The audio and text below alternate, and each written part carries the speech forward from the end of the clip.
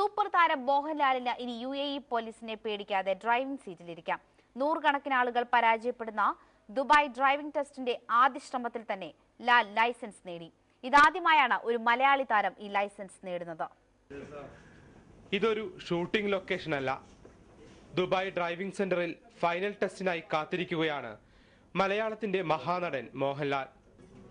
എക്സാമിനർക്കായുള്ള കാത്തിരിപ്പിനിടയിൽ ആരാധകരോടൊത്തുള്ള photo session, പിന്നെ super താര പരിവേഷമില്ലാതെ ടെസ്റ്റിനായി വണ്ടിയിലേക്ക്.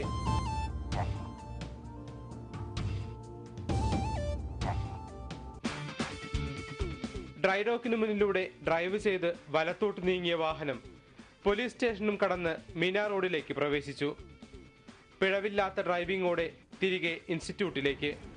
അപ്പോഴേക്കും ഇൻസ്റ്റിറ്റ്യൂട്ട് പരിസരം ആരാധകരെ കൊണ്ട് നിറഞ്ഞിരുന്നു. സിനിമയിൽ ഒരുപാട് കാർ ഓടിക്കേണ്ട സിറ്റുവേഷൻസ് ഉണ്ട്, ഒരുപാട് ഡ്രൈവ് ചെയ്യുന്ന സിറ്റുവേഷൻസ് ഉണ്ട്.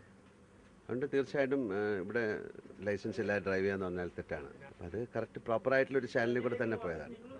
സൂപ്പർ സ്റ്റാറിനെ പരിശീലിപ്പിച്ചതോടെ തിരുവനന്തപുരം സ്വദേശികളായ KP അനിൽകുമാറിനും നൌഷാദിനും താരപരിവേഷം. പഠിക്കാൻ നല്ല താല്പര്യമായിരുന്നു. ഇത്രയും ഷൂട്ട് തിരക്കിന്റെ ഇടയിലും റെഗുലറായിട്ട് ക്ലാസ്സിന് അറ്റൻഡ് ചെയ്തിരുന്നു. സെന്ററിന്റെ ചരിത്രത്തിൽ ആദ്യമായി പ്രത്യേക ചടങ്ങിലാണ് ലൈസൻസും സർട്ടിഫിക്കറ്റും കൈമാറിയത്. ഒപ്പം ജനറൽ മാനേജർ ഫത്തേ അബ്ദുൽ ബാക്കി എൽജാക്ക് കേന്ദ്രത്തിന്റെ വക സ്നേഹോപഹാരവും ലാലിന് സമ്മാനിച്ചു.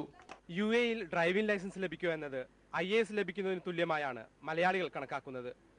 അഭിനയത്തിന്റെ നിരവധി കടമ്പകൾ കടന്ന് സൂപ്പർ താര പദവിയിലെത്തിയ മോഹൻലാൽ ആദ്യ ടെസ്റ്റിൽ തന്നെ ആ കടമ്പ കടന്നിരിക്കുന്നു. ദുബായ് ഡ്രൈവിംഗ് സെന്ററിൽ നിന്നും ക്യാമറാമാൻ പ്രമദ് B കുട്ടിക്കൊപ്പം NM